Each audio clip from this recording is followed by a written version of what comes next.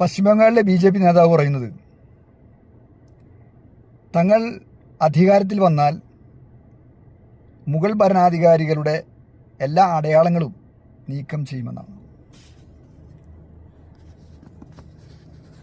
എങ്ങനെ നീക്കം ചെയ്യാൻ സാധിക്കും? താജ്മഹലും ഫത്തേപൂർ സിക്രിയും അതുപോലെ ചെങ്കോട്ടയും കുത്തബ് മിനാറുമൊക്കെ പൊളിച്ചു കളയുമെന്നാണോ നിങ്ങൾ പറയുന്നത്? ബുലന്ദ് ദർവാസ, ജാമിയ മസ്ജിദ്, അതുപോലെ ആഗ്ര കോട്ട തുടങ്ങിയിട്ടുള്ള ഒരുപാട് നിർമ്മിതികൾ ഇന്ത്യ എന്ന് പറയുമ്പോൾ ലോകത്തിന് മുൻപിൽ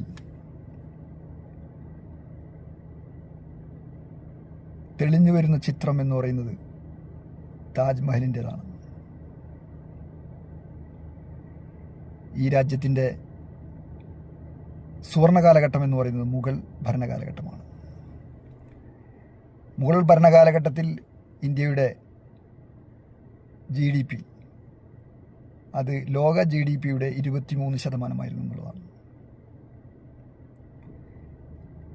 എന്നാൽ അതിനുശേഷം ബ്രിട്ടൻ നാട് ഭരിക്കുകയും ബ്രിട്ടീഷുകാർ ഇന്ത്യ വിട്ട് പോകുമ്പോൾ ഇന്ത്യയുടെ GDPയുടെ സംഭാവന എന്ന് പറയുന്നത് 3% കുറഞ്ഞു. ഇന്ത്യ ഒരു ദരിദ്ര രാജ്യമായിട്ട് മാറി എന്നുള്ളതാണ്.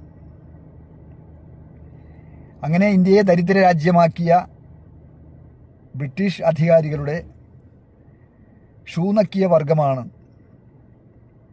ഇപ്പോൾ മുഗളന്മാർക്കെതിരെ സംസാരിക്കുന്നു എന്നുള്ളത് ഏറെ രസകരമായ കാര്യമാണ്.